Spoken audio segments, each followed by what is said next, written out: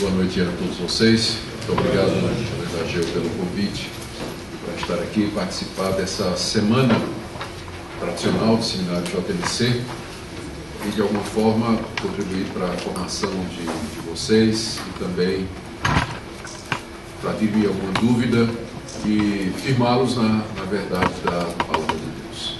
O tema que me foi dado foi ateísmo e agnosticismo. Por dois motivos eu reduzi para ateísmo. Primeiro, porque o tempo não ia dar para tratar das duas coisas, porque há uma diferença entre elas. Então, nem tudo que é verdade sobre o ateísmo é verdade sobre o agnosticismo. Mas há também muita semelhança entre as duas coisas. Então, se tratarmos de ateísmo, estaremos em grande medida também respondendo questões relacionadas com o agnosticismo. Então, por isso, para também não demorar demais, nós vamos ficar somente com a questão do ateísmo.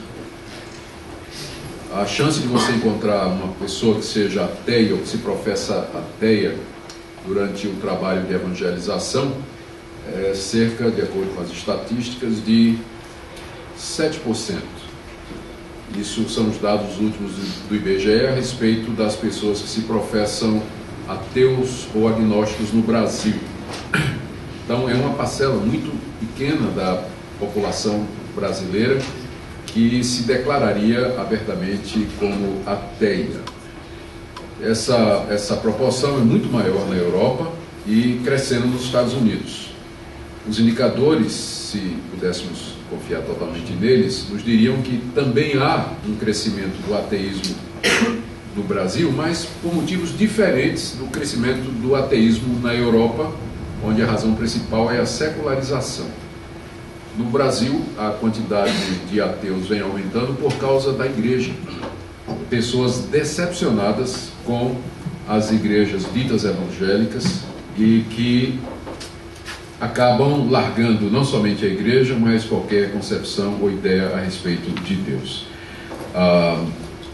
Isso faz uma diferença muito grande, porque são pessoas que se tornaram indiferentes para com Deus, acusando a religião de ter feito isso, o cristianismo de ter feito isso. Então a abordagem seria um pouco diferente, por exemplo, que seria na Europa, onde o ateísmo prevalece por causa da secularização da sociedade em primeiro lugar. O ateísmo não é novidade. Já no Salmo 14, verso 1, está a declaração: diz o insensato em seu coração, não há Deus. A não crença em Deus é tão antiga quanto a humanidade, muito embora o ateísmo que é referido aqui por Davi não é o mesmo ateísmo de hoje, defendido cientificamente, filosoficamente, com argumentos racionais. Mas quando naquela época alguém dizia que Deus não existia, era no sentido de que não havia uma percepção de Deus na história ou nas circunstâncias, de forma que, se Deus existisse, não faria a menor diferença. É só ler o contexto do versículo e nós veremos isso, porque o verso seguinte diz que se corrompem e praticam abominações. Então, o ateísmo do qual a Bíblia fala é geralmente a indiferença para com Deus e para com a sua vontade e o seu querer, que é um pouco diferente do que nós encontramos hoje, conforme eu quero mostrar. Mas estou falando aqui da cultura oriental, mas desde a antiguidade, na época do Antigo Testamento, mas já desde a antiguidade nós vamos encontrar, especialmente na Grécia, filósofos e poetas que questionavam a existência de Deus ou dos deuses. Só mais modernamente, depois do Iluminismo do século XVII e da prevalência da teoria da evolução, é que o ateísmo passou a ter capa de intelectualidade e a fazer parte do mundo de pensamento de alguns cientistas e pensadores modernos.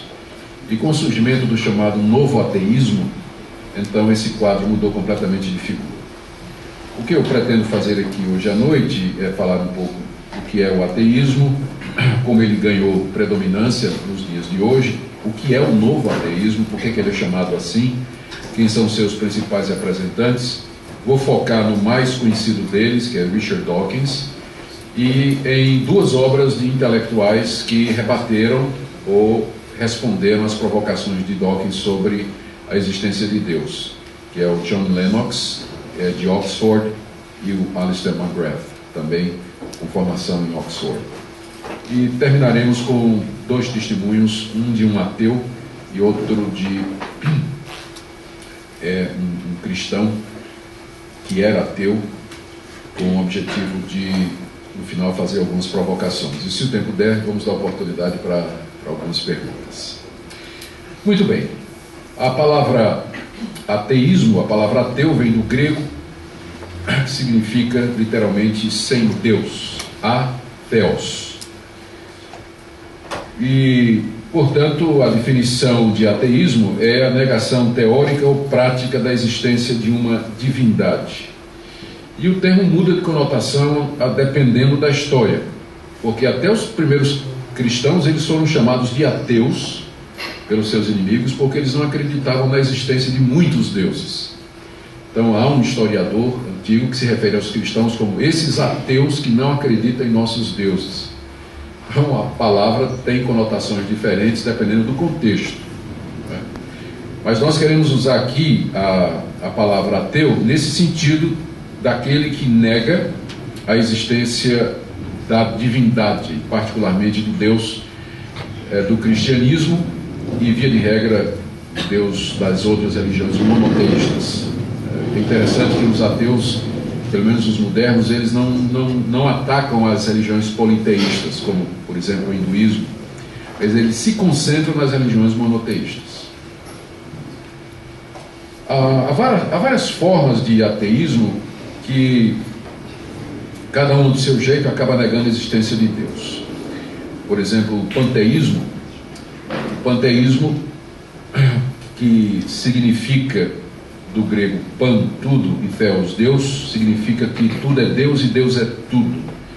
O panteísmo é uma das religiões mais antigas do mundo e ainda hoje tem adeptos entre intelectuais, artistas e líderes do mundo, por exemplo, como Gorbachev, da Rússia. Eu creio no cosmos, todos nós estamos ligados ao cosmos, portanto a natureza é meu Deus, para mim a natureza é sagrada, as árvores são meu templo e as florestas as minhas catedrais. É por isso que você não vê os ateus atacando o budismo, o hinduísmo, porque eles são, além de politeístas, panteístas, que no final é uma negação de Deus. Se Deus é tudo e tudo é Deus, então Deus não pode ser o Deus pessoal do cristianismo. Mas ele é uma força que permeia a existência, o cosmos, e lhe dá a vitalidade e a força e a direção para prosseguir, mas isso de maneira aleatória. Ele não é o Deus pessoal que tá na Escritura Sagrada. Apenas para ilustrar, aqui em São Paulo, lá nas margens da represa Guarapiranga, tem uma grande propriedade chamada de Solo Sagrado, que foi fundada por um japonês que acredita que pode criar partes do paraíso terrestre. E a filosofia que está por detrás é a harmonia plena entre a divindade e a natureza. Então é um lugar interessante de se visitar, muito bem cuidado, muito bonito.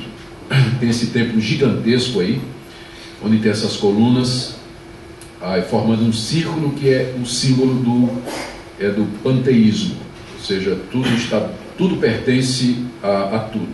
O círculo representa isso. Uma outra forma de ateísmo, eu já mencionei, é o politeísmo, do grego poli, ou polis, muitos, e theos, Deus, que crê na existência de muitos deuses e rejeita o conceito de um único Deus pessoal, perfeito e criador do universo. Aqui tem uma declaração interessante do Marquês de Maricá: o ateísmo é tão raro quanto é vulgar o politeísmo e a idolatria. Ele estava condenando as duas coisas e colocando tudo no mesmo nível. Tanto o ateísmo quanto o politeísmo e a idolatria são negações de Deus. Uma outra forma de ateísmo é o chamado deísmo. O deísmo é a crença num Deus pessoal, às vezes, dependendo do deísta, e que, por algum motivo, eles variam nas suas argumentações, esse Deus não se envolve na história do mundo e na vida diária. O deísmo foi a religião dos liberais do século XVII, quando o iluminismo surge com toda a sua força, dizendo que a razão é o critério maior para se determinar a verdade, e quando as duas filosofias do iluminismo dominaram, por ambos os lados se chega à conclusão que se Deus existe não pode ser provado, tanto pelo lado do racionalismo quanto do lado do existencialismo. E então era preciso acomodar o cristianismo a essa tendência que estava na academia. E então concebeu-se a ideia da existência de um Deus que não interferia no mundo. Tudo no mundo tem que ser explicado em termos de causa e efeito. E, em outras palavras, a razão e a observação do mundo natural é suficiente para determinar a existência de Deus. Não precisamos de revelação como autoridade de conhecimento religioso. O deísmo foi defendido por intelectuais cristãos que não acreditavam em eventos sobrenaturais como milagres, a infalibilidade das escrituras ou a trindade. Um bem conhecido é o famoso David Hume, famoso pelo livro The Natural History of Religion, a história natural da religião, em que ele defende que a verdadeira religião é aquela que tem que ser determinada pela razão e pelas leis da natureza. Então, ele diz, por exemplo, que o politeísmo e não o monoteísmo foi a primeira e mais antiga religião da humanidade. Ao contrário do que diz a Bíblia, a primeira religião foi o monoteísmo, é a religião lá do Jardim do Éden. E por causa do pecado, vem o politeísmo, a crença em muitos deuses.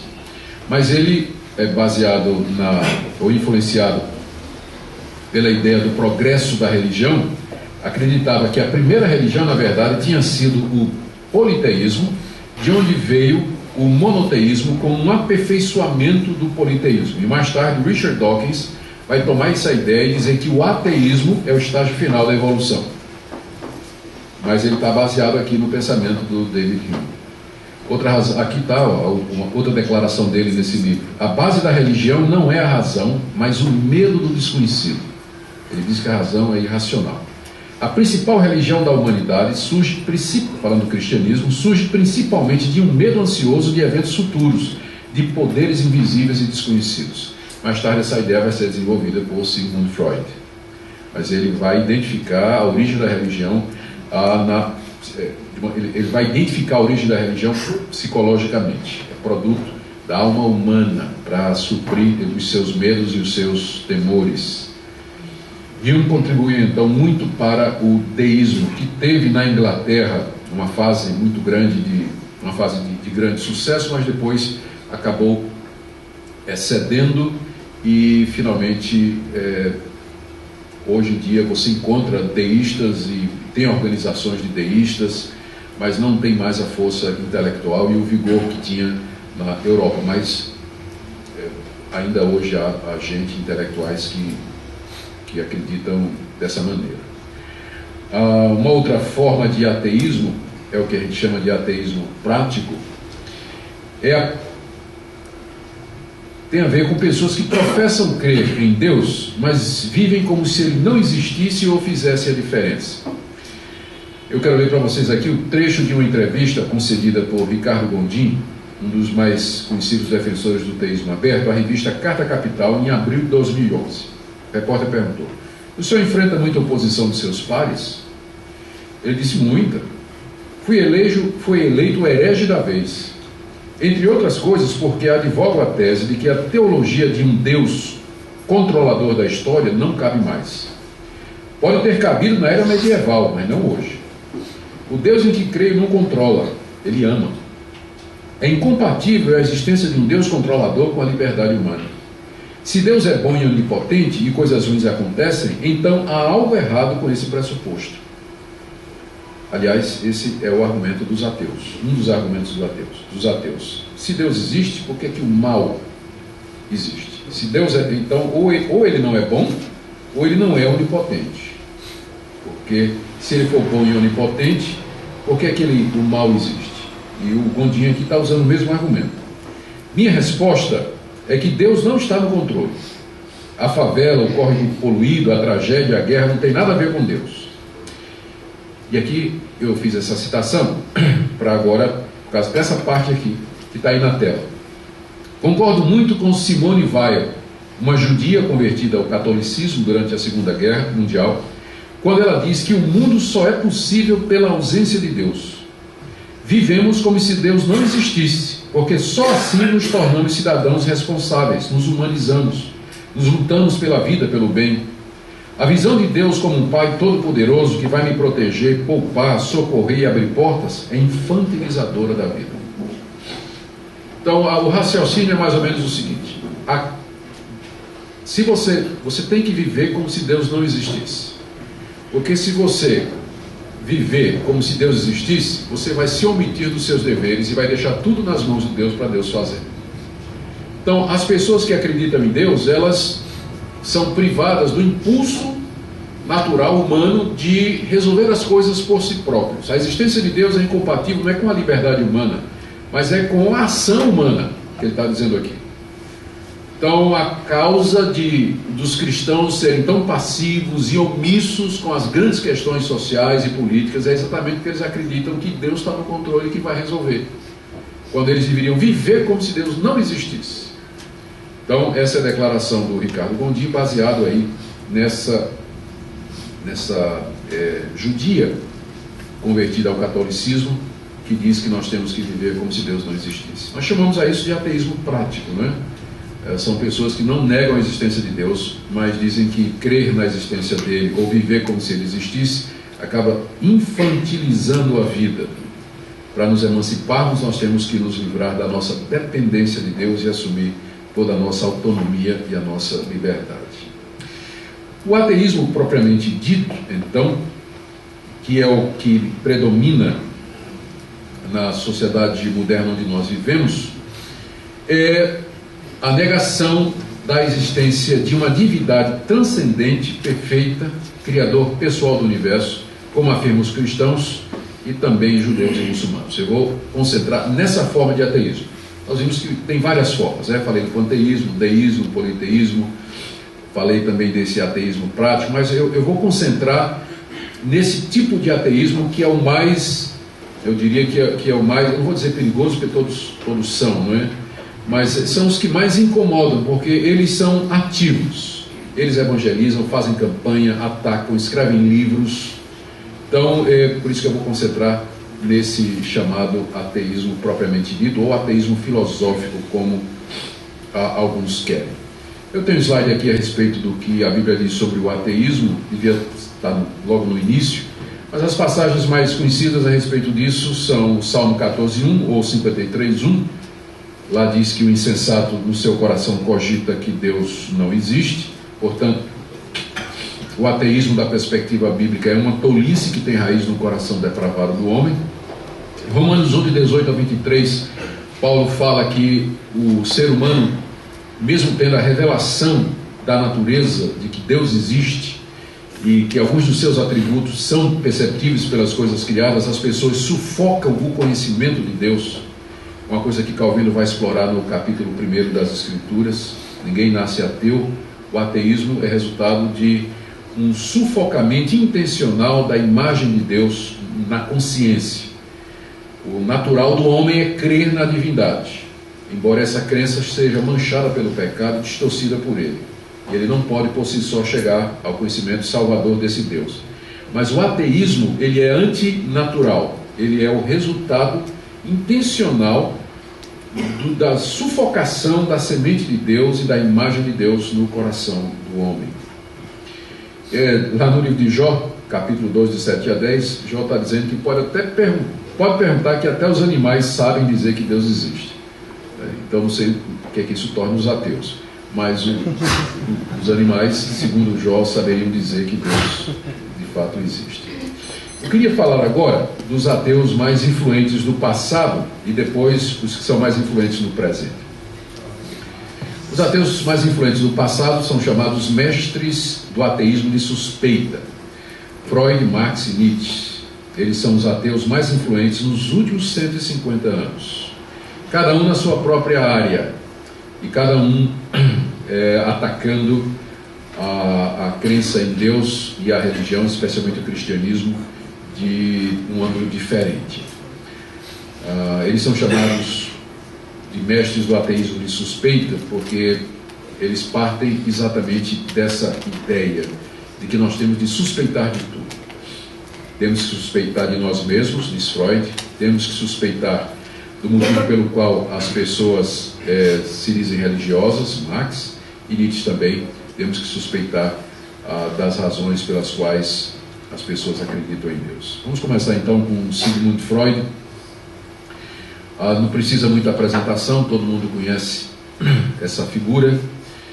E aqui tem algumas declarações dele. Ele imagina, ele afirma nas suas obras, que a crença religiosa envolve a produção de um Deus cujos aspectos convenientes são enfatizados e os inconvenientes minimizados ou inteiramente eliminados. Deus é uma construção da mente. Deus é uma construção da ansiedade humana. Aí duas declarações dele. Não seria ótimo, pensamos, sem deixar que nós mesmos notemos, se houvesse um Pai Celestial para cuidar de nós, especialmente em face da morte?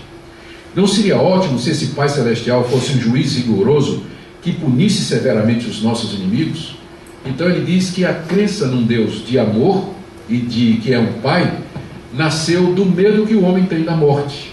Ele precisava de criar um mecanismo psicológico para vencer a angústia da incerteza do futuro e da morte.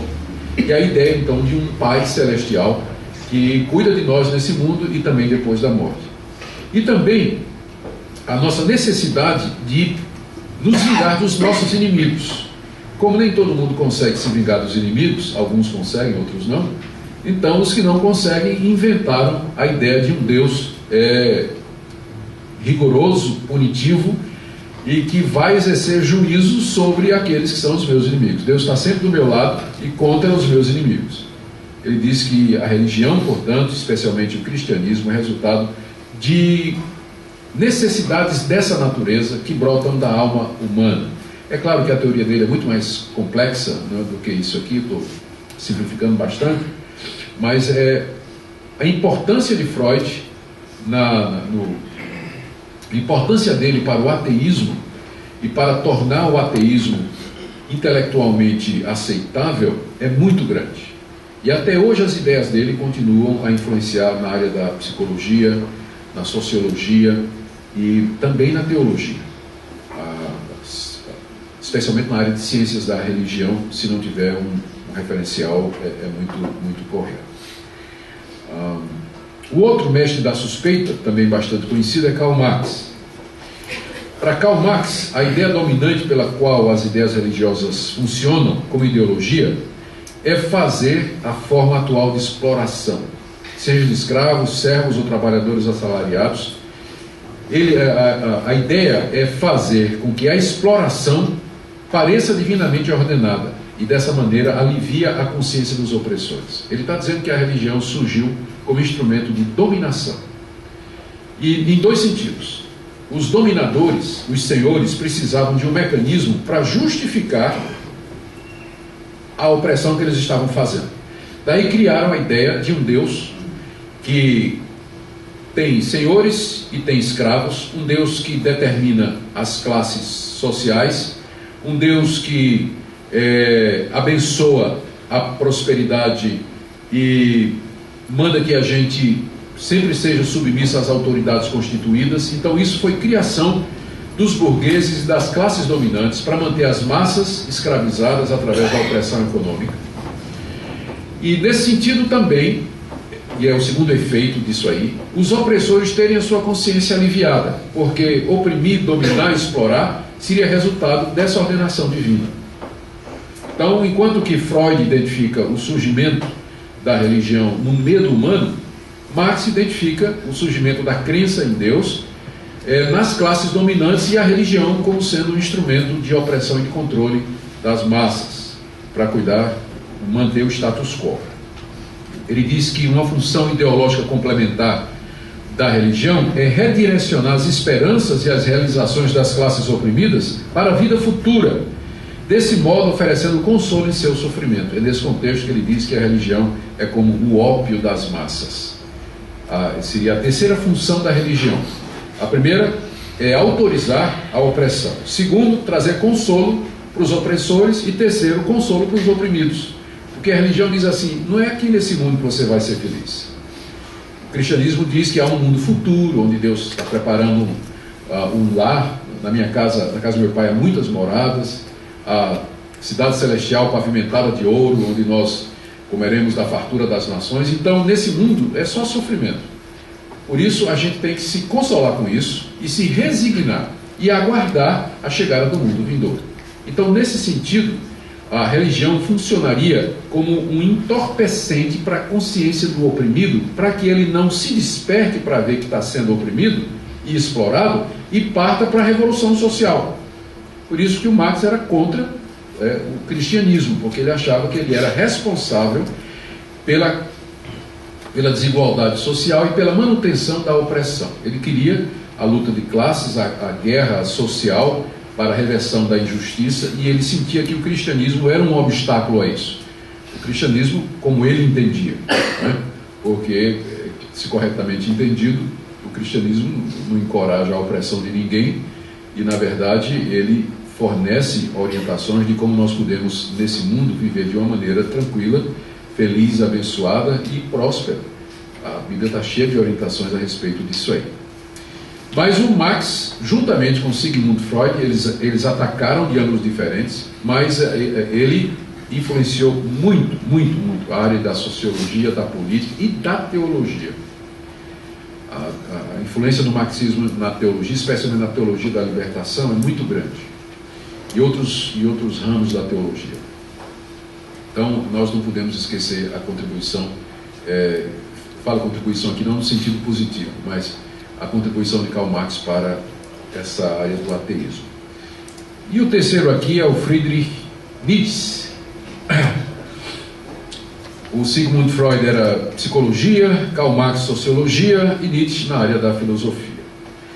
Segundo ele, a religião teística tem sua origem na revolta dos escravos. E aqui ele vai pelo caminho, aqui ele vai contra Karl Marx, porque Marx dizia que a religião nasce com o opressor, como instrumento de justificação. Nietzsche diz: não, é o contrário.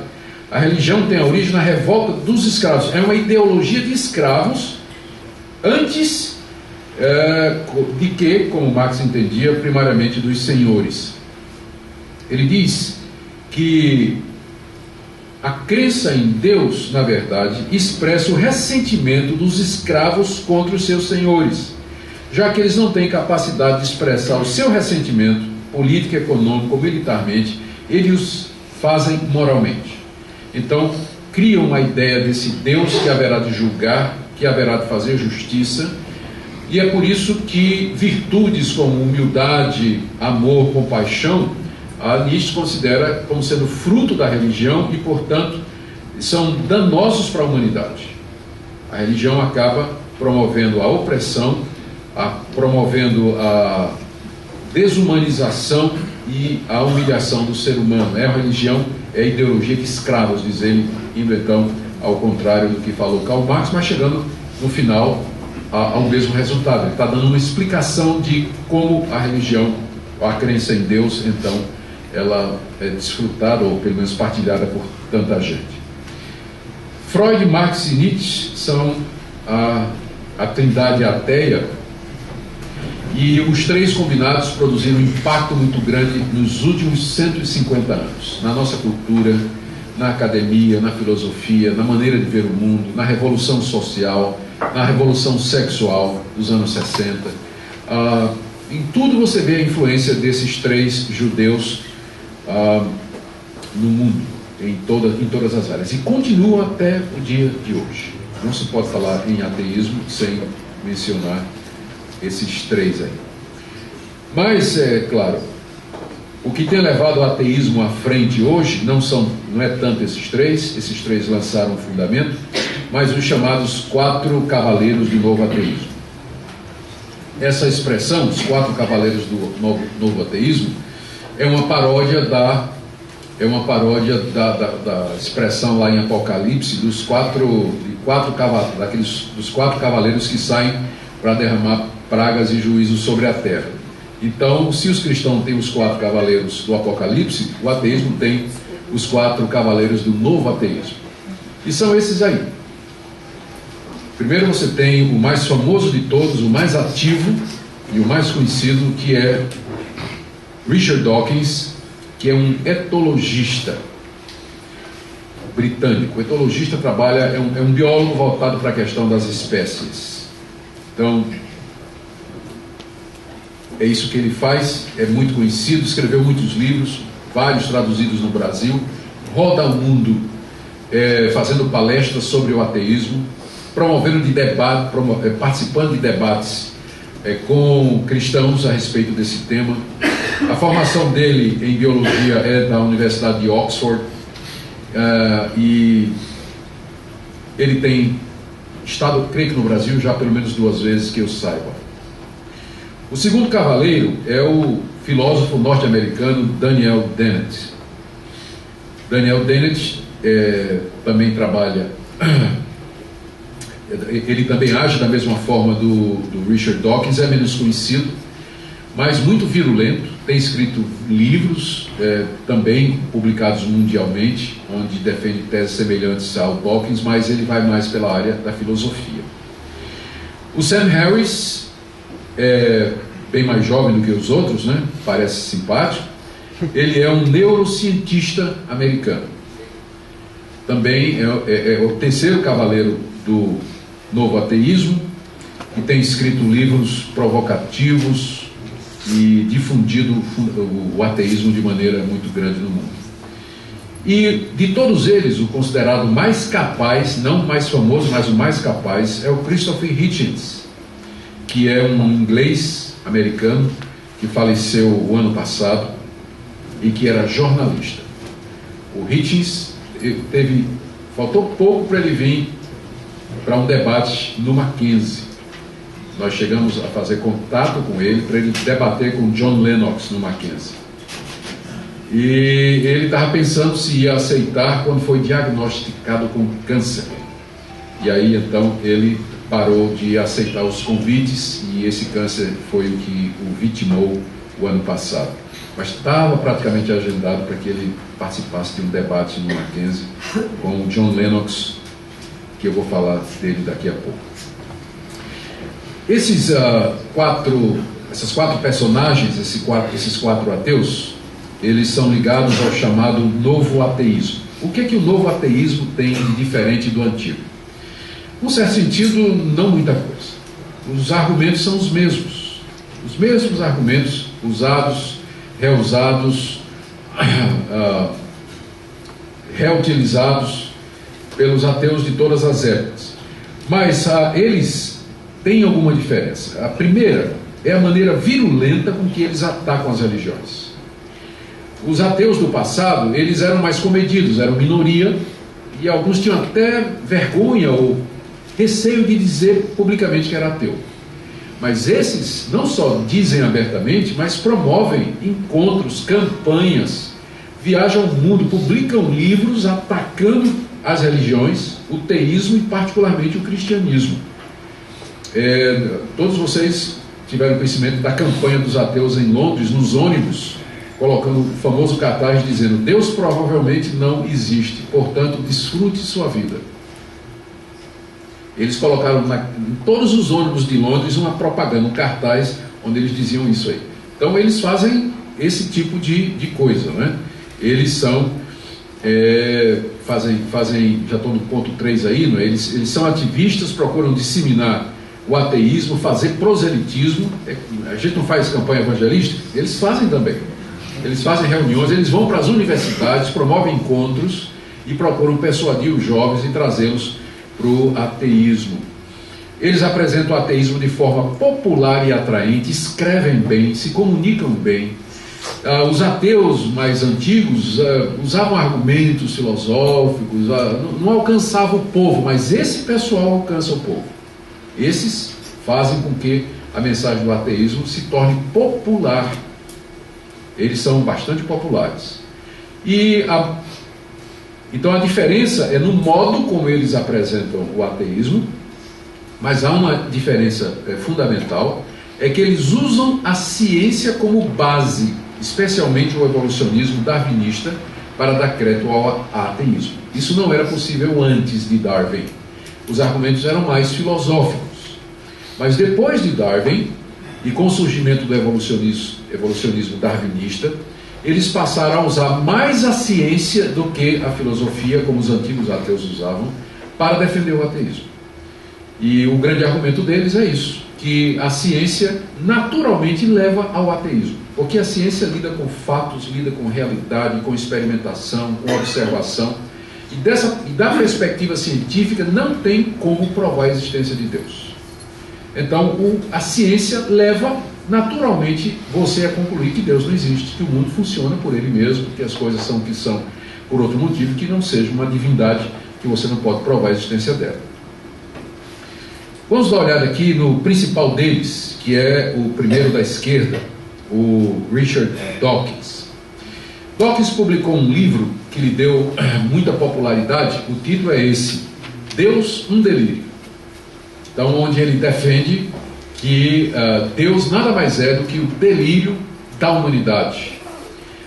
Porque se a humanidade estivesse em sua sã consciência e na sua razão plena, não acreditaria na existência de Deus. E esse livro ganhou mídia internacional. O lançamento, quando chegou no Brasil, durante algumas semanas ficou naquela lista dos mais lidos da Veja. Ele ficou lá best-seller durante várias semanas. Os argumentos de Dawkins, os principais argumentos de Dawkins, na verdade, são os velhos. Ele usa os velhos e desgastados argumentos ateístas, recalchutado com linguagem ofensiva. Ele ofende mesmo, né? Ele xinga mesmo, né? Chama os cristãos de estúpidos, de bobos, idiotas e por aí vai. E podemos resumir dessa forma aqui os argumentos dele. Coloquei na tela. No livro dele, Deus, um delírio, ele tem vários argumentos, mas os três principais são eles. Primeiro, a ciência já refutou Deus.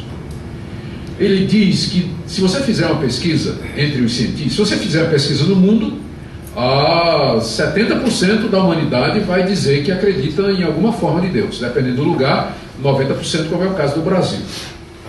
Mas se você for para a academia e você fizer essa mesma pesquisa entre os cientistas, você vai ver que mais de 95%, que mais de 90% dos cientistas não acreditam em Deus. Portanto, quanto mais erudita uma pessoa é, quanto mais educada e quanto mais ela conhece, então menos ela acredita em Deus. Então, Deus não, a ciência já provou, a evolução está aí, a teoria da evolução está aí para mostrar como é que tudo teve origem. A ideia de um Big Bang, a ideia das primeiras formas de vida que saíram evoluindo através do processo da seleção natural, produzindo formas mais complexas, até chegar no que nós temos hoje num processo cego de bilhões e bilhões de anos, com mutações genéticas randômicas. Ele fala disso com muita facilidade, porque é a área dele, biologia. Então a ciência já refutou Deus. Não sei por que ele fica, né? Por que ainda tem gente que insiste em querer acreditar em Deus? E ele gosta de citar o Peter Atkins, professor de Química de Oxford, que disse: a humanidade deve aceitar que a ciência eliminou a justificativa da crença num propósito cósmico, e qualquer sobrevivência desse propósito inspira-se apenas no sentimento. Para Dawkins, o mundo não tem nenhum sentido ou propósito, tudo é aleatório, tudo acontece com base no acaso, e é inútil procurar propósito para a vida e para a existência. Portanto, o que resta você fazer é você desfrutar a vida, porque não existe, na verdade, nenhum propósito maior, a não ser a sobrevivência da sua prole, do seu gene, e você, enquanto isso, você tenta aproveitar o que há de melhor na vida e dessa forma ser feliz, né? Dessa forma ser feliz. Então esse é o primeiro argumento dele. O segundo argumento é que a religião é responsável pelos males que acometem a humanidade. E aí ele sai enumerando as guerras religiosas, e aí ele ataca especialmente o fundamentalismo religioso do islamismo, mas ele também tira uma casquinha do cristianismo. Ele fala das cruzadas, fala de pessoas, ele fala de pessoas que cometeram atos, que cometeram assassinatos, serial killers, né? E que se professavam cristãos. Então, a religião, com a sua ideia de que você vai procurar um Deus para satisfazer as suas necessidades pessoais, torna as pessoas egoístas. Um Deus que lhe perdoa faz com que você seja insensível a cometer determinados atos, porque você espera o perdão dessa divindade. Então, os males que tem na humanidade, a religião, ela cega a ciência, ela impede as pessoas de saber a verdade. Porque fica dizendo que existe um Deus que criou todas as coisas e impede a ciência de avançar e descobrir a verdadeira causa, para que o homem seja verdadeiramente autônomo, independente e conheça toda a realidade. Então, ele faz um ataque violento à religião e à crença em Deus, dizendo que ela é a origem de todos os males que tem na humanidade. Terceiro argumento dele tem a ver com a seguinte questão. Tá, se a religião é tudo isso que você está dizendo, por que tem tanta gente que acredita em Deus? Por que os ateus são a grande minoria da humanidade? E sempre foram. Então ele tem que explicar o porquê da crença em Deus. E ele vem com essa ideia de que a religião é resultado de um vírus da mente. Há um núcleo de Deus, há um defeito genético nas pessoas que se transmite e que causa essa compensação, essa necessidade que as pessoas têm de buscar a Deus. E é uma coisa que é difícil, que por alguma razão a evolução não está tirando, porque apesar de milhões de anos de evolução, esse vírus continua lá e a evolução não elimina, né? Então ele faz a seguinte sugestão: o gene é o elemento que carrega as determinações e as características do seu portador para a sua descendência, para a sua prole. E é uma coisa que se faz através de geração ordinária, biologicamente, não é? Na concepção, todo mundo sabe como isso funciona. Aí, se existe um gene, existe um meme. O meme é um gene social e cultural que funciona mais ou menos da mesma forma, que fica sendo transmitido de geração em geração.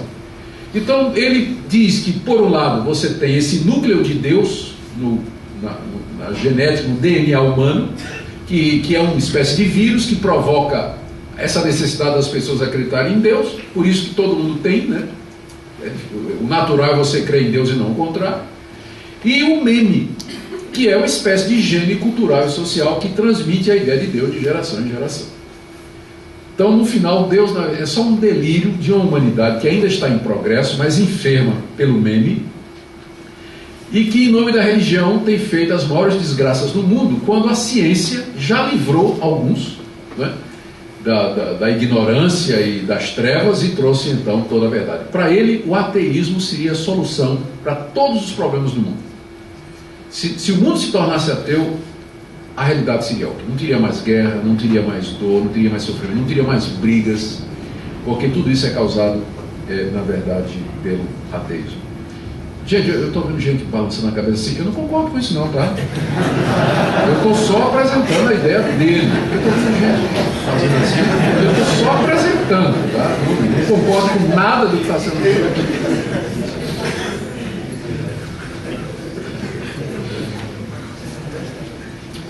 É claro, o Dawkins, ele não ficou falando sozinho, né? Muitas pessoas se levantaram para refutá-lo. Eu mencionaria entre os três principais oponentes do Dawkins, tem muitos outros. Não só católicos, como até muçulmanos, embora o islamismo não tenha produzido, não tenha tido condição de produzir, não tem, pela própria natureza dela, não tem conseguido produzir apologetas da crença em Deus. Não estou nem falando do islamismo, mas da ideia de que existe um Deus, porque os muçulmanos dizem que existe, mas eles não conseguiram produzir ou apresentar um campeão, um herói que debatesse. É claro, eles atacam Dawkins também, porque Dawkins os ataca, né? Mas quem realmente tem ganhado destaque para combater as ideias de Dawkins são três. O primeiro é o filósofo William Lane Craig, que eu não coloquei a foto dele aí, até porque ele nunca conseguiu um debate com Dawkins. Os outros dois conseguiram, mas o Dawkins nunca quis debater com William Lane Craig, porque o William Lane Craig provocou, chamou, convidou, e a resposta de Dawkins foi assim: quem é esse cara? É filósofo? Puxa, um debate entre mim e ele vai ficar bem no currículo dele, mas no meu não é? Então, assim, arrogantemente, ele deu uma desprezada no Craig e disse que não. Quem é esse cara? Eu só debato. Ele disse assim: se eu for debater, mande um bispo. Eu só debato de bispo para cima. Foi essa a resposta que ele deu para William Lane Craig. Mas acho que ele começou a dizer isso depois que ele debateu com esses dois aí e saiu meio surradinho, né, do debate. Teve o famoso debate dele, Richard Dawkins, está aí do lado esquerdo, com John Lennox, que é um matemático da Universidade de Oxford, que é a mesma universidade onde o Dawkins se formou. E o título do debate foi Has Science Buried God? A ciência enterrou a Deus? E foi um debate muito conhecido, que durou várias horas, em que eles se enfrentaram. E a opinião, é claro, de quem ganhou o debate vai depender do que você acredita, né? Os ateus disseram que foi Dawkins, mas os teístas todos disseram que é óbvio que quem ganhou o debate foi o genial Lennox. O Lennox esteve no Mackenzie em 2009 para participar do simpósio Darwinismo. Inclusive a Folha de São Paulo fez uma reportagem com ele de página inteira, entrevistando o Lennox por causa da importância dele no cenário científico. Ele é um cientista respeitado na área de matemática, física, e é um dos que pegaram Dawkins de frente para refutá-lo e responder os argumentos dele. O outro é o Alistair McGrath, está aí na foto discutindo. O Dawkins está de costas, o Alistair está aí. Eles também tiveram um debate. Se você procurar no YouTube, você vai encontrar também um debate com John Lennox, né? E eu vi que tem com as letrinhas, né? Com a legenda lá. Isso pode ajudar vocês também. Eu vou falar depois do Alistair McGrath. Só adiantando, ele era ateu também. Ele também tinha estudado biologia, foi colega do Dawkins da mesma universidade, mas depois ele se converteu e tornou-se um dos principais oponentes do Richard Dawkins. Vamos ver então, em primeiro lugar, as respostas que John Lennox deu aos argumentos de Dawkins e do ateísmo em geral. O livro de Lennox, que foi resultado daquele debate, é esse aí: Por que a ciência não consegue enterrar Deus? Lembra o título do debate? A ciência enterrou Deus? Aí ele escreveu um livro dizendo por que a ciência não consegue enterrar Deus. Por mais que os ateus queiram, por mais que eles usem a ciência como argumento, entretanto, Deus vai muito bem, obrigado. E os que creem nele também, crescendo inclusive. Então esse livro foi traduzido para o português, ele foi publicado pelo Mackenzie junto com a Mundo Cristão. Então, quem tem interesse nesse livro, eu creio que ele já deve estar na segunda edição, pode conseguir esse livro lá na Mundo Cristão. Mas a resposta de Lennox a Dawkins e aos ateus em geral, pode ser resumida nisso aí. Primeiro, ele diz que há um equívoco aqui, porque Dawkins e os ateus estão apresentando a guerra como se fosse a guerra entre fé e ciência. E ele argumenta, mostrando historicamente, que a ciência ela não pode ser inimiga da fé. O problema não é ciência e fé. A guerra é uma guerra de cosmovisões. O problema não é a ciência, mas o naturalismo materialista que vem dominando a ciência desde o iluminismo do século XVII, reforçado pelo evolucionismo darwinista. Porque a ciência em si, ela não pode se pronunciar sobre Deus, se Deus existe ou não existe. Então o conflito não é entre fé e ciência. é entre a visão que domina hoje, a ideologia que domina hoje o campo científico, que é o naturalismo filosófico, que diz que tudo que existe pode ser explicado em termos de causa e efeito, não precisamos de nada de fora. Então, essa ideologia, ela já é o pressuposto da ciência moderna como é feita hoje. Então, o conflito é entre essa visão de mundo, como sendo um mundo onde tudo acontece regido por causas naturais, e a visão teísta, que acredita que nesse mundo as causas naturais foram criadas por Deus. Não há conflito entre os fenômenos, a existência, você achar uma explicação por que é que tem relâmpago, você achar uma explicação por que é que a bactéria ela se adapta. A resposta pode ser essa: há um Deus que criou o mundo com essa potencialidade. Há um Deus que criou a vida com capacidade de adaptação, que eles chamam de evolução. A vida se adapta, a gente sabe disso. Ninguém aqui é contra a evolução, se você com isso quer dizer que os seres vivos se adaptam ao seu ambiente. É claro que se adaptam. Mas qual é o problema com isso? Isso faz parte da potencialidade da vida. Quando Deus a criou, ela criou com esse potencial para que o ser humano tivesse raças diferentes, fisionomias diferentes, para que tivesse diversas espécies de cachorro, de gato, enfim. Qual a incompatibilidade disso com a crença num Deus que está por detrás de tudo isso? Não tem. Então, o problema de Dawkins é que ele quer fazer parecer que a ciência e ateísmo são a mesma coisa. Não é. Você tem que fazer a diferença entre a ciência e a ideologia que está por detrás dela, que é o naturalismo filosófico ou materialismo dos ateus, que querem então usurpar a ciência para a ideologia deles e com ela combater o cristianismo. Então esse é o primeiro argumento dele. Segundo argumento de Lennox, aliás, outro argumento, ele tem muitos, eu tirei os que eu achava que era importante.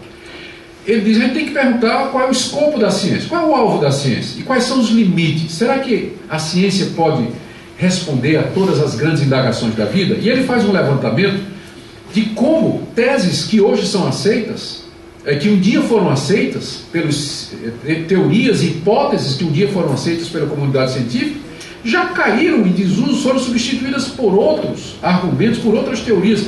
A ciência, porque é um método de observação e dedução, ela produz conclusões que mudam à medida que um método de análise muda, e o método de análise muda de acordo com outras mudanças na filosofia, descobertas científicas, e com isso a ciência nunca vai conseguir ter uma palavra final sobre alguma coisa, porque há muitas questões que a ciência não pode responder. Ela não pode se pronunciar sobre coisas que existem, mas que não se sujeitam ao método científico. Amor, coragem, heroísmo, esperança e tantas outras coisas que fazem parte da existência humana, mas que não podem ser demonstrados ou medidos ou aferidos através do método científico. Então, o problema com os ateus é que eles querem usar a ciência para definir a realidade. E se não pode ser provado pela ciência, então não existe. Você vai encontrar explicação para estas coisas em reações químicas do cérebro, enfim, eles começam a dar as explicações materialistas para tudo isso.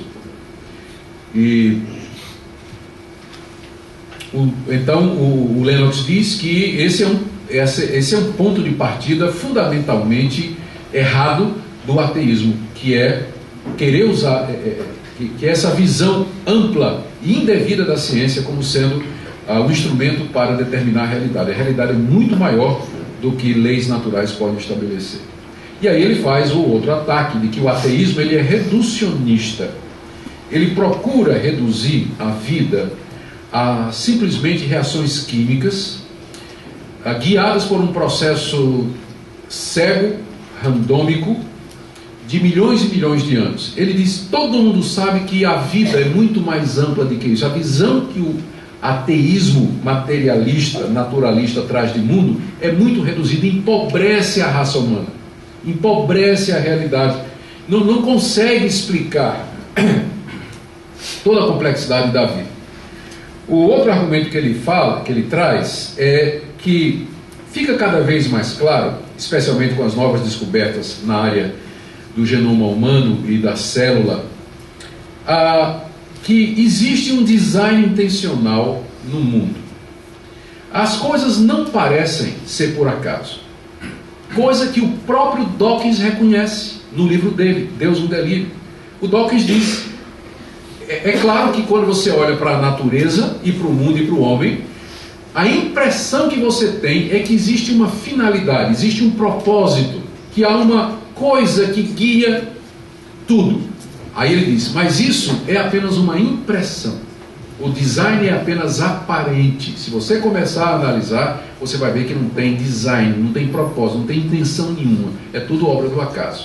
Mas ele é o primeiro a admitir no livro dele, o próprio Dawkins, de que sim, se você olhar para a realidade, olhar para o mundo, a natureza, as coisas criadas, a primeira impressão que você tem é que existe um propósito, né? Há uma intenção, há uma intencionalidade no universo. As coisas acontecem por um motivo.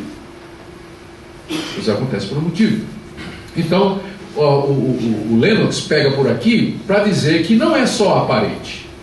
E ele cita casos e mais casos da chamada complexidade irredutível, que vai contra a teoria da evolução, e outras descobertas científicas que apontam que não poderiam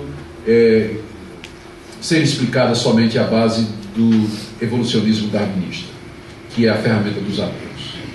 Ele fala também da sintonia fina do universo. O universo é de tal maneira concebido a dar condições para a vida humana acontecer. Se houvesse uma mudança ainda que milimétrica em alguns fatores, como distância do Sol, peso da Terra, massa da Terra, a órbita da Lua, a posição do sistema solar na galáxia, se tivesse uma pequena alteração em qualquer um desses fatores, a vida não seria possível na Terra. E como até hoje não se encontrou nenhum outro sistema similar, então se conclui de que isso não pode ter sido simplesmente uma coisa do acaso. Não, o Dawkins quer dizer que a vida surgiu se adaptando. Não é que a sintonia é fina, a vida é que é sintonizada finamente com esse sistema. Aí a pergunta então, se a vida é capaz de se sintonizar com essa configuração, por que ela não se sintoniza? Por que ela não surge em outras configurações? Porque só nessa. Então não é que a vida se afinou a essa configuração. Parece que essa configuração foi feita para permitir o surgimento da vida, já que ela não surge em nenhuma outra configuração, só nessa. E ele vai por aí. O outro argumento é quase que um resumo de tudo isso, a insuficiência do evolucionismo para explicar as novas descobertas, todas essas teorias novas que estão surgindo. Como vocês sabem, cresce o número de cientistas, inclusive ateus, que estão questionando o paradigma da evolução, particularmente aquela parte randômica de que a seleção natural ela atua sem uma causa. Já existe cientistas evolucionistas ateus que estão pegando as velhas ideias de Lamarck. Lamarck foi um cara que pegou as ideias de Darwin e tentou introduzir ainda a questão da intenção. Há uma seleção natural, mas ela tem um propósito, ela é guiada. Então essa ideia está voltando porque estão vendo que tirar a ideia de um propósito, de uma direção no surgimento da vida e da complexidade dela, isso aí não está respondendo, não está dando resposta para as descobertas que estão sendo feitas. Então o Lennox vai nessa direção. Aqui eu queria mencionar um livro, eu queria mencionar um ateu chamado Thomas Nagel. Thomas Nagel. Nagel é professor de Filosofia e Direito da Universidade de Nova York, membro da Academia Americana de Artes e Ciências, ganhador de vários prêmios por seus livros sobre filosofia e um ateu declarado. Pois bem, o ano passado ele publicou um livro intitulado Mind and Cosmos, Mente e Mundo, com um subtítulo muito provocador: Porque a concepção materialista, neodarwinista da natureza é quase que certamente falsa. Então você vê um ateu dizendo que a concepção do mundo, do evolucionismo é falso, você se prepare porque aí vem chumbo grosso. Porque se for um cristão dizendo isso, a primeira coisa que os cientistas vão dizer é não, isso aqui é porque ele é crente, ele crê em Deus, por isso que ele está desbancando o evolucionismo. Mas quando um ateu diz isso? E o Nagel é ateu. E esse livro aí que foi publicado, eu tive a oportunidade de ler todinho, fiz inclusive uma resenha, está no blog, Temporal Mores. Esse livro me impressionou.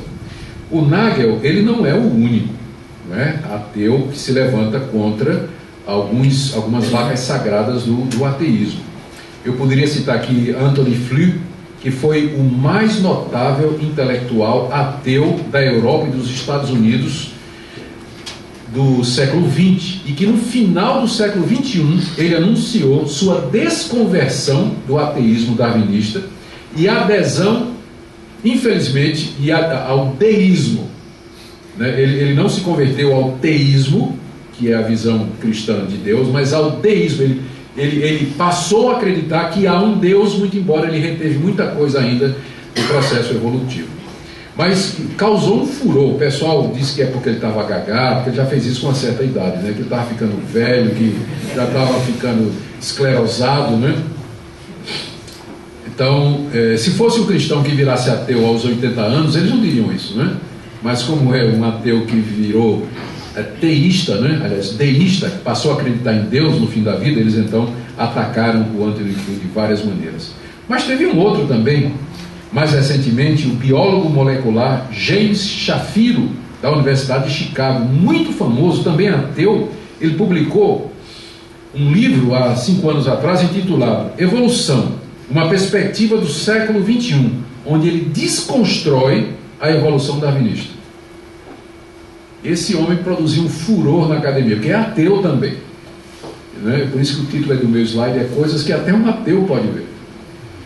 E esses ateus estão vendo que a ferramenta que o ateísmo usa para dizer que Deus não existe, ela é insuficiente para explicar a realidade. Não são os cristãos que estão dizendo isso, são os próprios ateus. E agora vem o Thomas Nagel.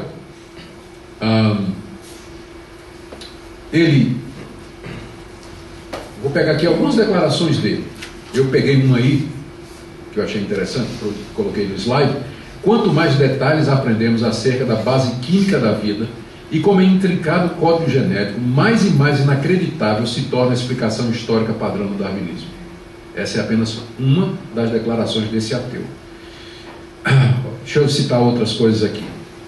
Ele diz: durante muito tempo eu tenho achado difícil acreditar na explicação materialista de como nós e os demais organismos viemos a existir. É altamente implausível, de cara, que a vida como nós a conhecemos seja o resultado da sequência de acidentes físicos junto com o mecanismo da seleção natural. E aí ele vai arrebentando com a visão darwinista da origem da vida, e porque ele diz que, por causa da sua natureza e do escopo da ciência, o evolucionismo darwinista não consegue explicar o surgimento da mente. E ele usa um argumento que o Alvin Plantinga também usou. Plantinga é um filósofo cristão, muito conhecido, talvez o mais conhecido dentro dessa área, porque ele trabalha nessa área aqui. E o argumento de Plantinga é replicado pelo Nagel, que é mais ou menos o seguinte: se a evolução é verdadeira, o cérebro é o resultado do processo da sobrevivência do mais esperto. Por que eu vou acreditar no que ele está me dizendo? Não é? A sobrevivência não é dos mais espertos? Então por que eu vou acreditar no que a razão me diz? Porque ela é uma sobrevivente. Ela é o resultado de um longo processo, não é mesmo? Mas como é que ela sobreviveu? Como é que veio da não razão para a razão? É exatamente por essa capacidade de superar os obstáculos. E nem sempre ao fazer isso, a verdade é levada em conta, não é isso? Então, ele diz que a teoria da evolução puxa o tapete do próprio ateísmo, porque mina a confiabilidade na mente, que é exatamente o critério, o processo racional, que é exatamente o processo que os ateus usam para definir toda a realidade. Então é um tiro no pé. É um argumento do Nagel, citando o Plantinga, Alvin Plantinga, não é? Então eu achei muito interessante esse livro, pena que não está em inglês. Mas isso não é problema para aluno de JMC, não é isso, reverendo? Isso tem aula de inglês aqui, não deve ter. Mas breve vai ser traduzido, porque o livro realmente foi um impacto muito grande, foi publicado ano passado. Agora vamos voltar para a resposta do McGrath. McGrath escreveu um livro intitulado O Delírio de Dawkins, né? Em resposta ao livro de Dawkins, que era Deus um Delírio, né? O subtítulo é Uma Resposta ao Fundamentalismo Ateísta de Richard Dawkins. Então, nesse livro, nós encontramos os argumentos de McGrath, que é muito conhecido também na área da teologia. Ele não só fez biologia, mas também teologia. Ele tem produzido alguma coisa na área teológica, tem livros em português dele na área de teologia.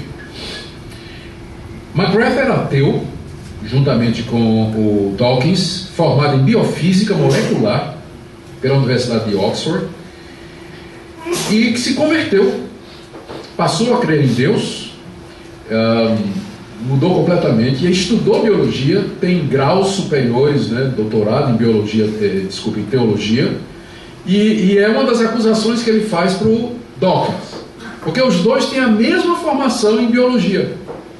Só que o McGrath, ele tem um a mais, que é teologia. E ele pega o livro de Dawkins e diz aqui, isso é ridículo, o Dawkins não entende teologia. Ele fica fazendo afirmações sobre religião, sobre o que é que os cristãos acreditam, mas ele nunca deve ter lido um único livro de teologia na vida dele. Então, antes dele falar que a religião é um mal da humanidade, ele devia estudar o que é religião. Aí ele diz, eles reclamam quando alguém que só tem teologia vai opinar na área de biologia. E agora, quando um que é biólogo vem opinar na área de teologia? Então ele começa já arrebentando as credenciais do Dawkins para dizer o que ele está dizendo a respeito de religião, não é? Porque o que Dawkins faz no livro, eu não sei quantos de vocês leram esse livro, o que ele faz realmente é uma caricatura do que é o cristianismo. Como ele imagina, com erros grosseiros, né, básicos nisso aí. Bom, as respostas que ele dá a Dawkins são basicamente estas. Primeiro, ciência e ateísmo não são sinônimos. Por quê? Porque muitos cientistas de renome são teístas. Ele questiona as estatísticas de Dawkins. E ele diz que essa estatística de que mais de 90% dos cientistas são ateus, isso aí é uma pesquisa que vai depender do que isso significa de como você fez a pergunta. E ele tem que levar em consideração, ele diz, que mesmo que muitos cientistas não saem do armário, eles acreditam em Deus, mas eles não dizem, porque se disserem ou se questionarem a teoria da evolução, eles geralmente são expelidos dos seus postos.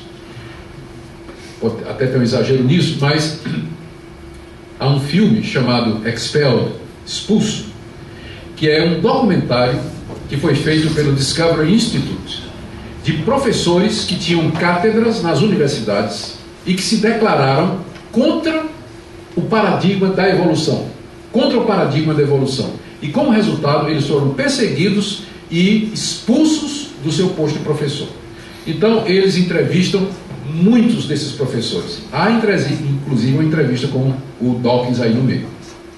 Então, para poder entender o que está acontecendo. Então, é um filme chamado Expelled, Expulso. Eu não sei se ele já foi legendado em português, mas ele documenta bem isso que o McGrath está dizendo, que se você fizer uma pesquisa numa universidade, né, a respeito de quantos cientistas acreditam em Deus, ela vai ser já prejudicada de cara, porque quem disser que acredita, já vai ter muita gente com medo de dizer que acredita por causa das consequências disso dentro da própria academia.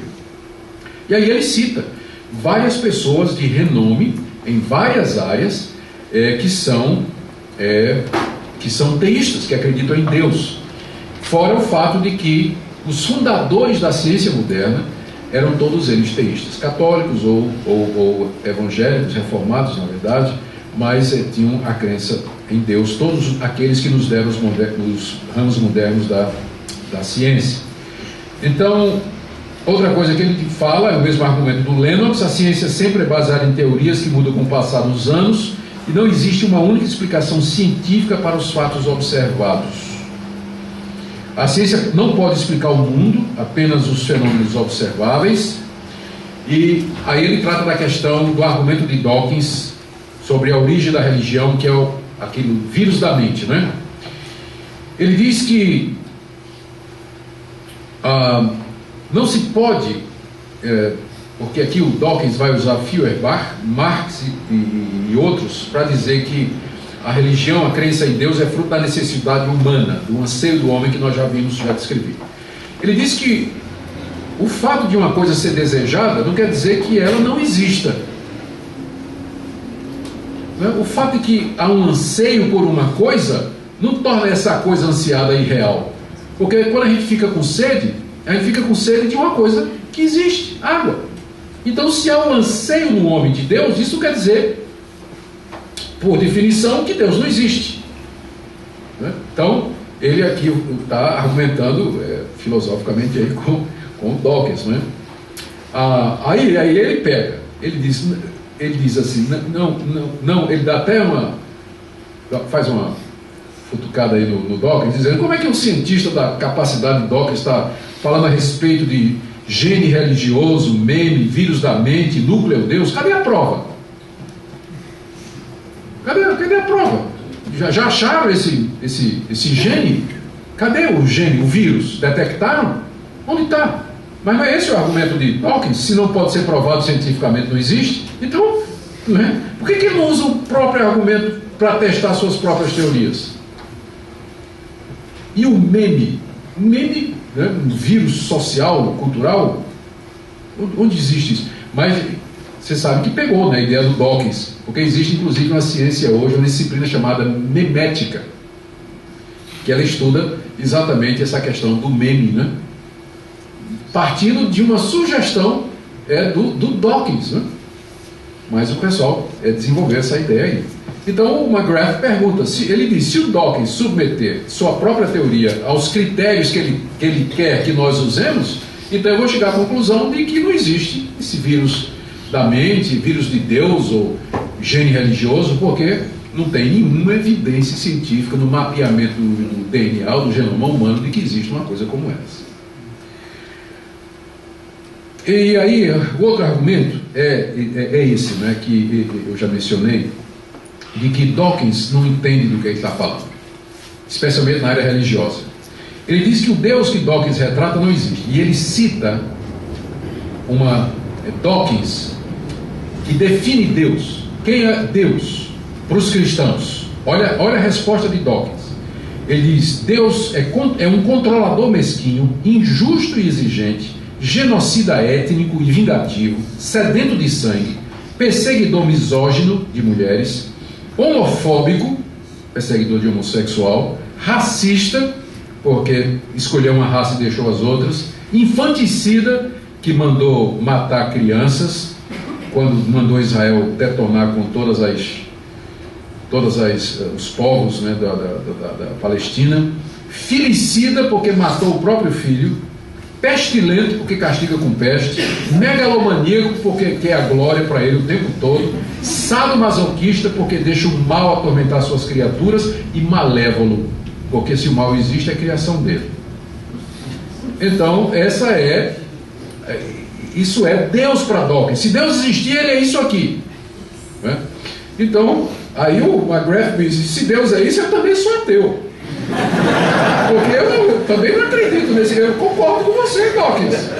Esse Deus aqui não existe. Esse Deus aqui não existe. É quando ele ataca Dawkins, porque não existe nenhuma religião no mundo que vá definir Deus ou fazer, ou se referir a Deus, ou entreter a ideia de um Deus que seja isso que ele está definindo. Isso aqui é a visão dele, né? É a interpretação torcida que ele faz de algumas afirmações, de alguns pontos do cristianismo. Aí nessa linha o Dawkins continua dizendo que a violência, o McGrath, que a violência não é parte intrínseca da religião, mas uma deturpação, porque a maioria das religiões, na verdade, prega a paz e a não violência. E aí ele faz um ataque ao Dawkins que eu acho muito interessante. Ele diz, por que Dawkins diz que o ateísmo seria a solução para os problemas do mundo? Ele esqueceu que o regime socialista no Camboja, debaixo de Pol Pot, matou milhões de compatriotas, que Lenin na União Soviética, no regime socialista ateu, matou milhões de russos na tentativa de erradicar a fé e a religião, Coreia do Norte, que mata dissidentes e proíbe a religião, a China já foi mais, hoje não tanto, mas já. Então, regimes socialistas e ateístas mataram milhões e milhões e milhões de pessoas. Não chega nem o número de pessoas que foram mortos em nome da religião. Não representam 10% do número de pessoas que foram mortas por regimes ateus, totalitários e socialistas. Por que Dawkins não diz isso? Não é? E esse é um argumento que quem vai usar depois é o irmão do Dawkins, que eu vou falar já sobre ele. Aliás, o irmão do Hitchens. Então, é por aí que o McGrath vai. Então, eu já vi a resposta do Lennox, né? Citei o Nagel, o ateu, e agora é a resposta desse importante biólogo, teólogo cristão que é o Alistair McGrath. Agora deixa eu falar do irmão crente do ateu Hitchens. Acho que é um espinho na carne do Christopher Hitchens, é que ele tem um irmão chamado Peter, que é crente. Eu, por acaso, encontrei esse livro aí, The Rage Against God, do Peter Hitchens. Encontrei, por acaso, esse livro. O título significa A Ira contra Deus. O subtítulo é Como o Ateísmo me levou à fé. Como o Ateísmo me levou à fé. Esse livro foi publicado em 2010 pela Zondervan. Eu espero que seja publicado em português também. Eu também li todinho, fiz uma resenha no meu blog também. O Christopher Hitchens é o quarto cavaleiro do Apocalipse. E ele já faleceu, né? do novo ateísmo, desculpa. Ele já faleceu, mas ele era considerado por muitos como o mais eficiente dos quatro. Extremamente inteligente, excelente. No debate ele era melhor do que Dawkins. Extraordinário. E movido por uma raiva profunda contra Deus. O que todo mundo notava quando conversava com o Hitchens é que ele era um homem cheio de raiva. Raiva contra Deus, contra o cristianismo e contra todas as religiões. E ele diz que essa raiva tem a ver com abusos sexuais que ele sofreu na infância e problemas que ele teve com religiosos e tudo. Desenvolveu um ódio contra Deus e contra o cristianismo. Ele não nega isso. E ele considera também a fé em Deus a raiz de todos os males que já cometeram a raça humana. Bom, o Peter, que é o irmão dele, também seguiu a mesma carreira. Nesse livro aqui, o Peter conta como ele e o irmão perderam a fé em Deus por volta dos 14 anos. Eles tinham sido criados na igreja anglicana, na Inglaterra, frequentavam os cultos, mas aos 14 anos ambos abandonaram a crença em Deus e se tornaram ateus. Ele conta que o momento que marcou a liberdade dele foi quando ele pegou uma Bíblia King James no quintal da casa. Ele e o irmão queimaram numa fogueira a Bíblia, um símbolo assim do ódio contra Deus e da libertação da crença em Deus. Se tornaram ateus os dois aos 14 anos. Bom,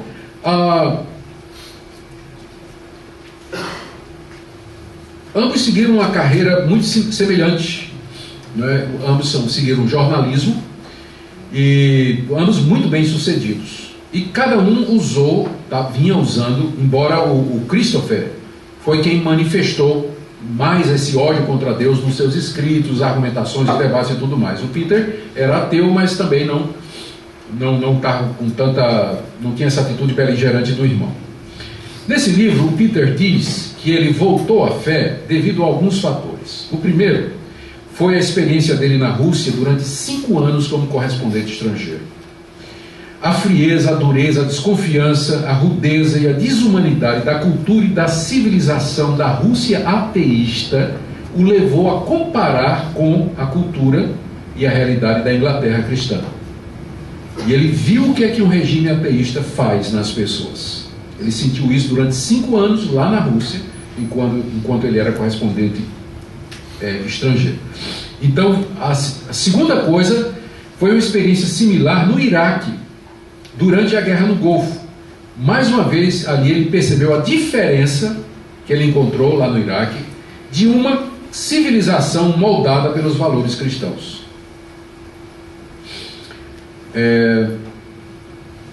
Mas o evento, veja como é interessante, o evento aparentemente decisivo para a conversão dele foi uma viagem que ele fez com sua namorada no interior da França, visitando uma igreja do século XVI, onde tem uma pintura famosa de Rogier van der Weyden, um holandês, chamado O Último Julgamento.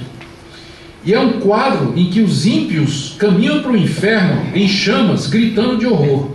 E foi olhando aquele quadro do inferno que Peter Hitchens levou um susto. E ele saiu de lá abalado. E foi quando ele perdeu sua fé ateísta no mundo sem Deus. E então ele sentia que precisava de uma fé que trouxesse sentido ao seu mundo, à realidade, porque ele começou a sentir o impacto do que é viver no mundo onde Deus não existe. A namorada dele, que era marxista ateia, também se tornou crente em Jesus. Hoje, ambos são membros da igreja anglicana. E o Hitchens continua a sua profissão, mas como crente em Jesus Cristo. E aí ele escreveu esse livro, muito para desgosto do irmão dele, né? O ateu é do lado esquerdo, tá? É o Christopher, do lado direito é o Peter. Lendo esse livro, eu fiz algumas constatações. Primeiro, que ser ateu é uma decisão que a pessoa toma pela fé, por assim dizer. Porque o ateísmo é uma religião, tanto quanto o cristianismo. É uma decisão que a pessoa toma. Eu estava lendo enquanto eu estava procurando me preparar para hoje, né, na internet, fazendo algumas pesquisas, encontrei um cartaz ateu que diz assim: o ateísmo é uma conclusão, não é uma crença. E eu disse, mas só essa declaração já é uma crença. Só essa declaração já é uma crença. Conclusão de quê? De que tipo de argumento? Científico? Ciência não pode provar ou desprovar, não é esse o escopo dela. Você vai encontrar cientistas de renome que creem em Deus. A evolução desacreditada pelos próprios ateus. Conclusão de quê? É claro que é uma crença. É uma religião como outra qualquer. E a pessoa toma a decisão de se tornar ateu. Toma a decisão de se tornar ateu. Isso ficou claro para mim lendo esse livro e outras coisas também. Segunda coisa, que Deus é poderoso para mudar coração, transformar a vida, arrebentar bastiões da incredulidade e salvar homens e mulheres para a sua glória, quando humanamente falando não haveria possibilidade. Até um ateu como Peter Hitchens se converteu. Então, para nós que estamos pensando na evangelização de ateus, isso significa que nós podemos ter esperança no poder de Deus. É o terceiro ponto, não perder as esperanças com nossos jovens quando eles mostram fascinação pelos argumentos aparentemente científicos apresentados pelos evangelistas do ateísmo, como Dawkins e Hitchens. Oremos para que cedo ou tarde eles percebam a falácia por detrás dessa argumentação. E aqui eu termino com esse slide. Qual deve ser então a nossa atitude diante do ateu?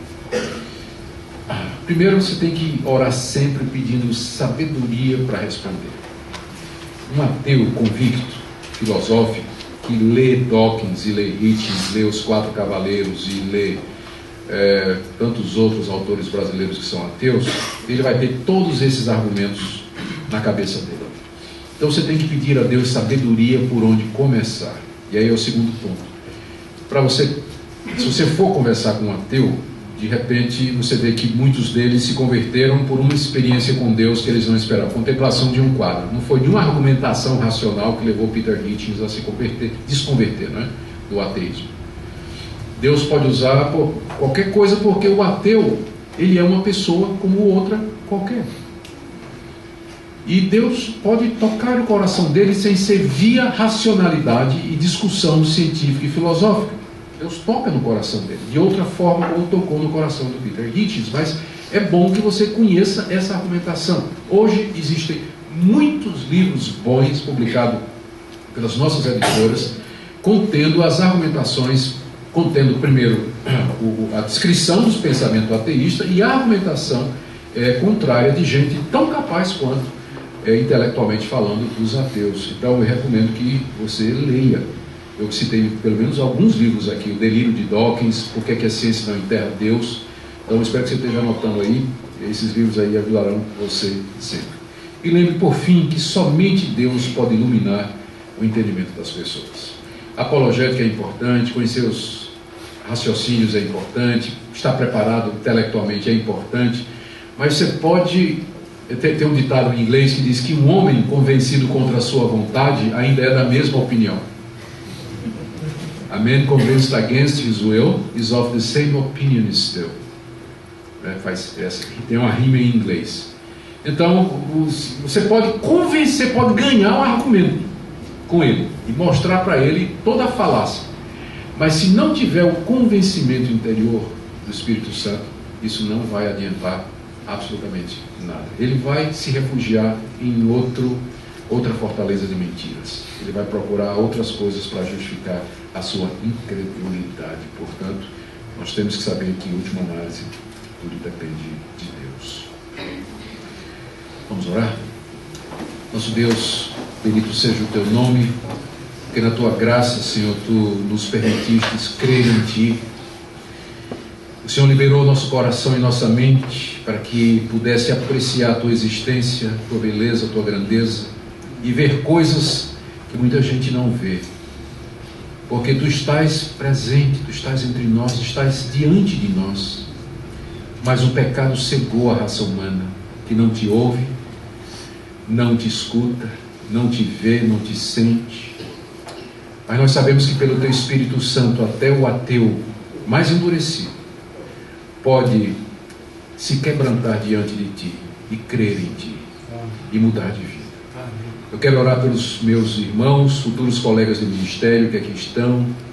Abençoa-os, ajuda-os, fortalece-os para que sejam instrumentos da tua glória nesse mundo tão necessitado. E livra-nos do mal, em nome de Jesus. Amém. Perguntas?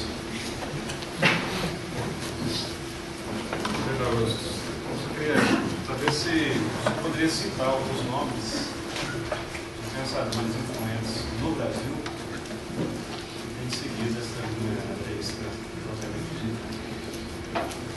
Olha, o Brasil não produziu intelectuais ateístas de renome e projeção, mas tem, por exemplo, Marcelo Leite, que escreve na Folha de São Paulo, se não me engano. Você tem Aldo Melender, que é um biólogo ateu, talvez o ateu mais conhecido do Brasil. Ele, inclusive, foi convidado por nós para ir ao Mackenzie para debater sobre ateísmo, junto com outros cientistas cristãos. Foi um debate de nível. Mas no Brasil, o ateísmo filosófico está muito restrito à academia, ao nível das universidades. E eles não têm conseguido ainda popularizar. Quem tem popularizado o ateísmo no Brasil são os estrangeiros, os cavaleiros do ateísmo, né? Os livros deles é que são best-sellers no Brasil. Mas no Brasil você não tem expoentes do ateísmo escrevendo. Assim que eu saiba, eu não consigo indicar, senão esses nomes aí que eu falei. Tem outros ateus, mas eles não estão em cruzada contra a religião. Aqui e acolá eles acabam escrevendo. Teve agora uma jornalista, não sei onde foi, uma moça que reclamou a dura vida de um ateu no Brasil. Não sei quem leu esse artigo. Eu esqueço o nome dela, mas ela é conhecida. É uma colunista de um grande jornal aqui em São Paulo, ou Rio de Janeiro, não sei se é de lá. Mas ela reclamou que um dia ela entrou no táxi e a primeira coisa que o motorista perguntou foi: a senhora é crente?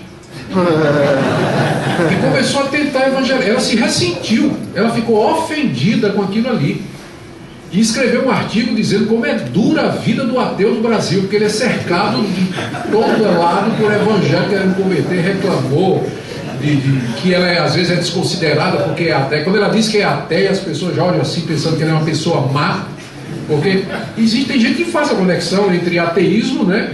Os ateus são pessoas más, o que não é verdade. Não é verdade, porque também a gente tem que ser justo. O fato de que uma pessoa não acredita em Deus não quer dizer que ela é uma pessoa imoral, malvada, desonesta. Não quer dizer isso. Mas então ela se queixou. Então eu não saberia dizer, a não ser esses casos aí que eu mencionei. Por favor. Eu ouvi que Darwin negou a própria teoria no fim da vida. Isso é verdade? Não creio. Não. Isso é lenda urbana. Eu creio que ele continuou. Olha, eu já ouvi teoria de que vários ateus famosos, na hora da verdade, mudaram de opinião. Mas eu, às vezes, não tem documentação. O Christopher Hitchens, que morreu de câncer, ele chegou até a dizer o seguinte: se vocês virem que eu, se vocês virem em algum momento eu dizendo que agora me converti, que acredito em Deus, é porque o câncer chegou no meu cérebro. Ele morreu assim. Então, não confio. Não quer dizer que não sei, mas estou dizendo que eu saiba, não. Mas alguma outra pergunta? Por favor. Com relação ao design inteligente, o senhor acha que pode ser uma área que deva ser estudada? Ah, sim. Tem uma diferença entre design inteligente e criacionismo. Todo criacionista é defensor do design inteligente, mas nem todo mundo que crê no design inteligente é criacionista. Certo? Então, a vantagem do design inteligente é que ele não fala de religião, não fala de Deus. É uma teoria científica que procura detectar inteligência. E o argumento é muito simples. Se você chegar, vamos dizer, um alien que aterriza no planeta Terra, naquelas montanhas que tem lá nos Estados Unidos, rochosas, e de repente está olhando aquelas formações montanhosas, e de repente ele percebe que numa montanha tem 4 rostos. Então qual vai ser a primeira conclusão dele? Aquilo ali não foi aquilo ali tem evidências claras de que é o resultado de uma ação intencional, que havia um plano antes. Não pode ser resultado do acaso. Os próprios cientistas, inclusive ateus, têm um sistema de detecção de vida fora da Terra, chamado SETI, S-E-T-I, System Extraterrestrial Information, Detection of Extraterrestrial Information. São telescópios e radiotelescópios enormes, focados lá na imensidão do universo, ouvindo os barulhos do universo. Então eles ouvem barulho aleatório, mas se de repente chegar um barulho que tem um padrão, então eles dizem: isso foi produzido por uma coisa inteligente. É exatamente isso que nós estamos dizendo. Um detetive, quando ele vai examinar, por exemplo, um caso, uma morte, um crime, ele vai procurar por sinais, por evidências que vão mostrar o porquê que aquilo aconteceu, qual a razão daquilo ter acontecido. Então o design inteligente, ele faz exatamente isso. Ele usa esse tipo de argumentação para detectar inteligência na vida, especialmente na área da biologia. Com as descobertas do DNA, do mapeamento do genoma humano, que foi feito inclusive por o Collins, Francis Collins, que é cristão, se declara cristão, crê em Deus, embora preservou muita coisa do evolucionismo, é um evolucionista teísta, não é? Mas é isso que o design inteligente diz. Eu conheci gente defensor.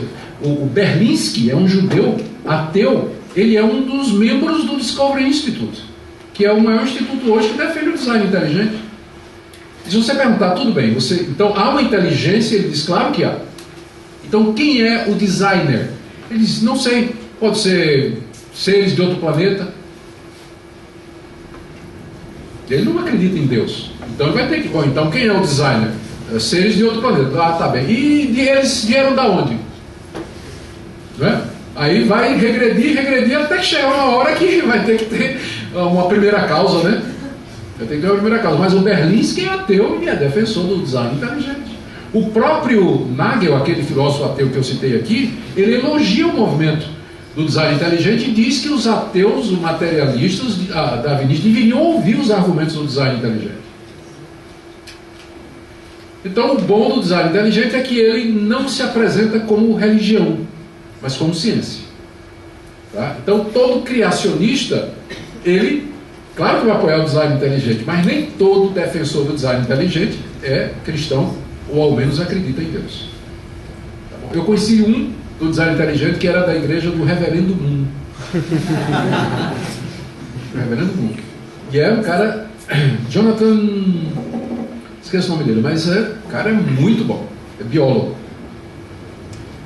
Última pergunta aqui. O senhor disse que não ia falar sobre agnosticismo. Em pouquíssimas palavras, conseguiria falar pelo menos quem eles são ou o que acreditam? É um número maior, bem maior do que o número de ateus, né? O ateu, o agnóstico, ele não tem certeza se Deus existe ou não. Ele não afirma que Deus não existe. O ateu afirma, Deus não existe. Mas o agnóstico diz, não sei. Pode ser que exista, pode ser que não exista. Mas aí a resposta é assim, então na dúvida, a resposta está na traseira do caminhão. A resposta está na traseira do caminhão. O que é que diz a traseira do caminhão? Na dúvida, não ultrapasse. Então se você tem dúvida, fique do lado seguro, né? Viva como se ele existisse, porque se você achar que ele não existe e ele existir, vai ser complicado, né? Então na dúvida, não ultrapasse. É uma boa maneira você começar a evangelizar um agnóstico, né? Isso que não sabe como é que vai ser. Gente, muito obrigado pela paciência de vocês, atenção, e Deus abençoe a todos.